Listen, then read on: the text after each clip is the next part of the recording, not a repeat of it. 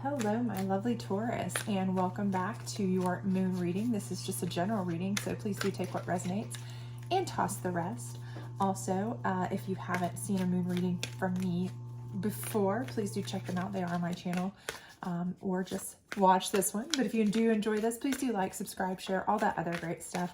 I have been gone for a while, so if you are a returning viewer, thank you so much for sticking around. And if you're new, well, welcome, welcome, welcome.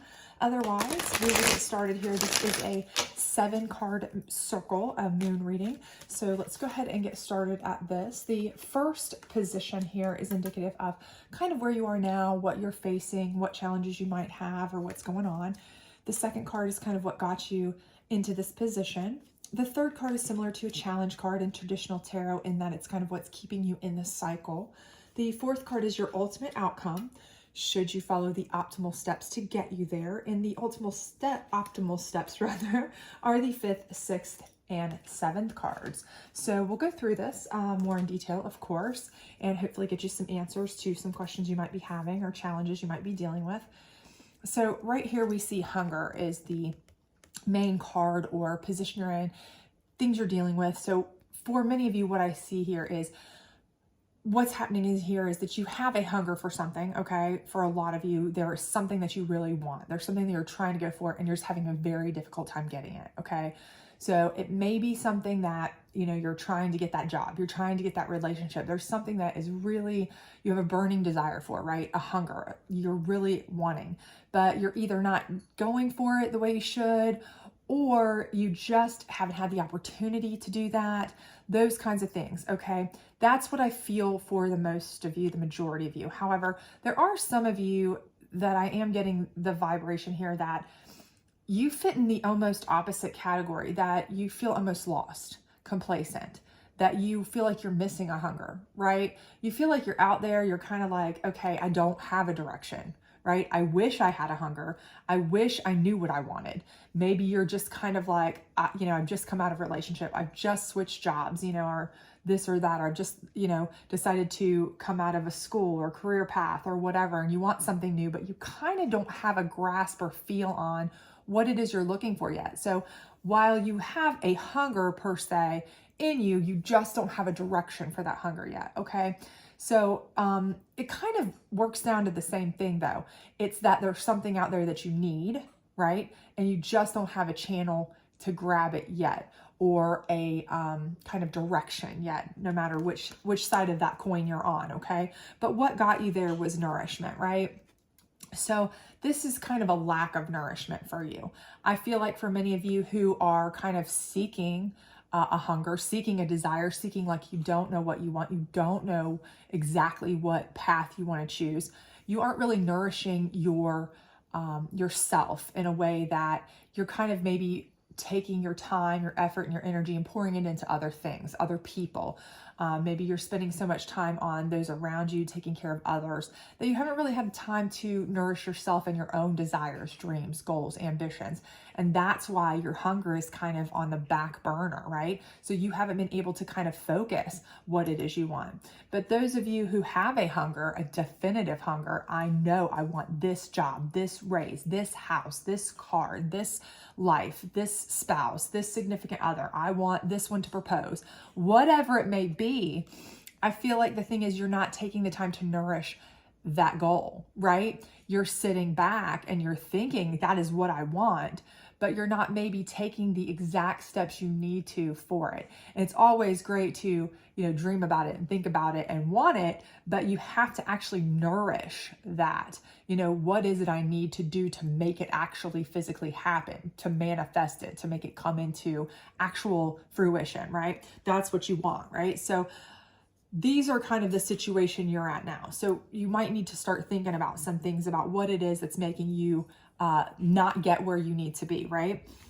What's keeping you in this cycle is self-love.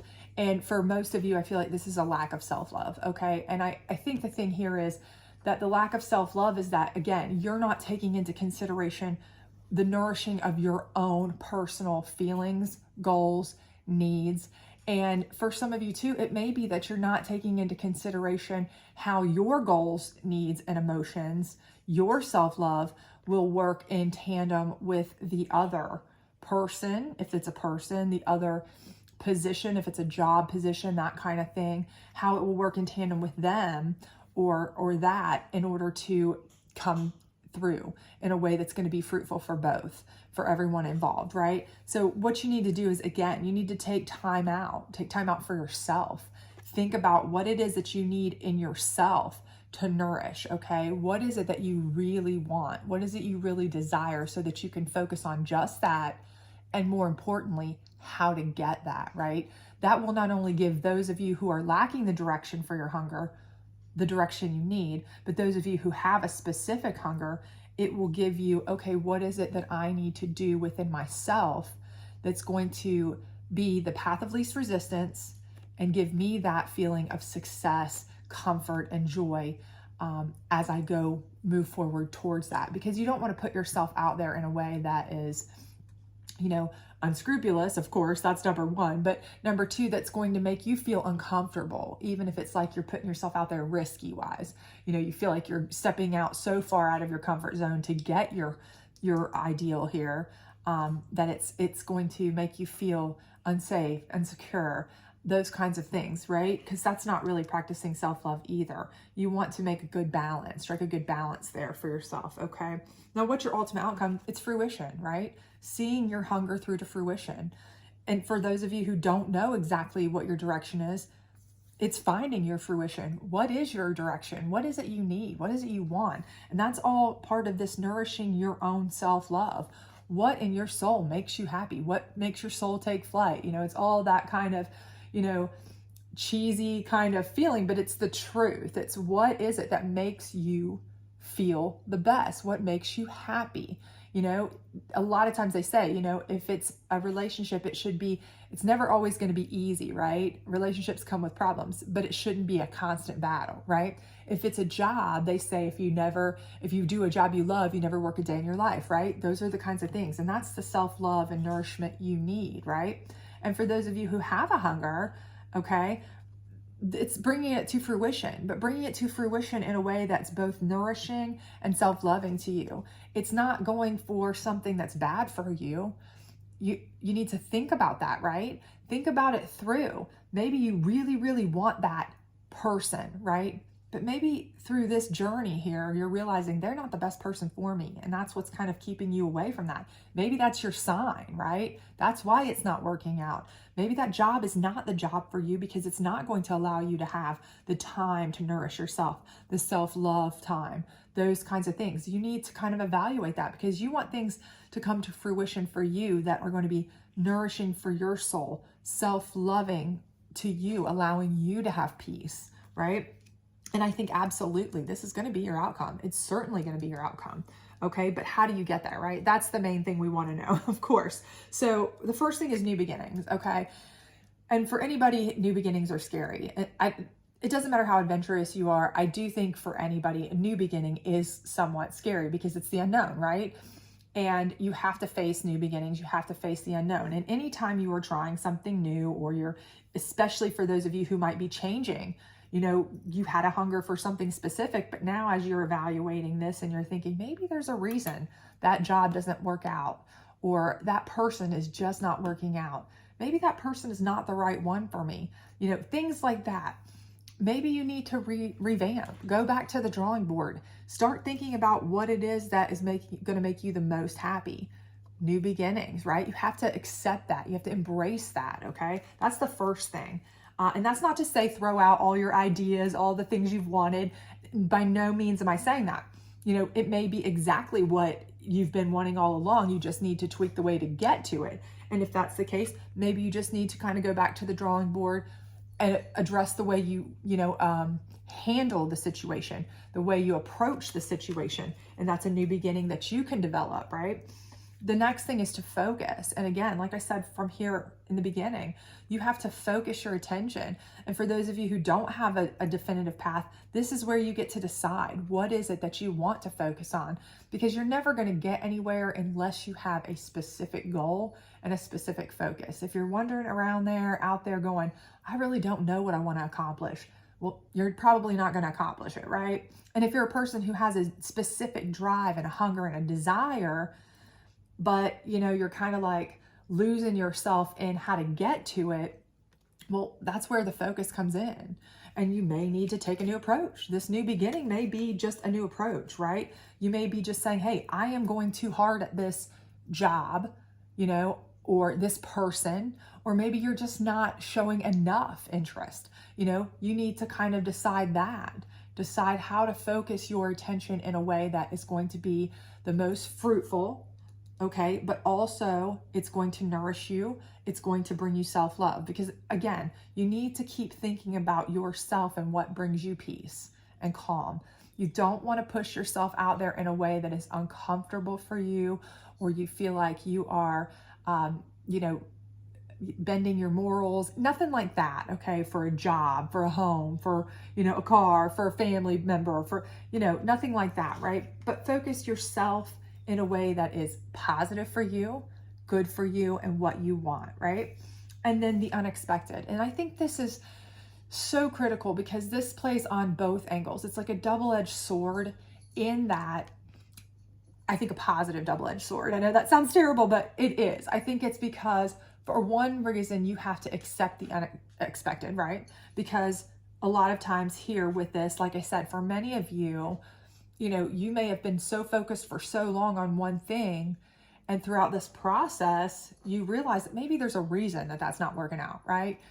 And you realize that, but that comes as an unexpected surprise to you, even yourself, but it's also, that's a growth, right? You're realizing, okay, that didn't work for a reason, and now I see why, because it wasn't going to be good for me in the long run anyway. I needed to focus myself on something new, something more for me, that's going to be better for me, more nourishing for me, and accept that unexpected twist, okay? Because it may lead you on a path that is so much better for you in the long run.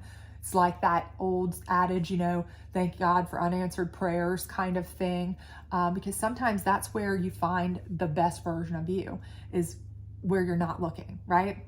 But also, I think here, the thing is that you need to embrace the unexpected too, because for a lot of you, if you get so focused or so driven by your own hunger, you don't open yourself up to the options of other things, okay? And what I need you to do, or what I think, spirit, the cards, whatever it is you believe in, communion of saints, higher divination, whatever you believe in here, I do believe what it's telling you is that you need to kind of keep your eyes open to expect unexpected things may cross your path, options, opportunities, things that maybe you weren't looking for if you were so tunnel visioned, right? So focused. And, what that can do is it can open your eyes to something that maybe you never expected, but turns out to be the best thing for you in the long run, okay?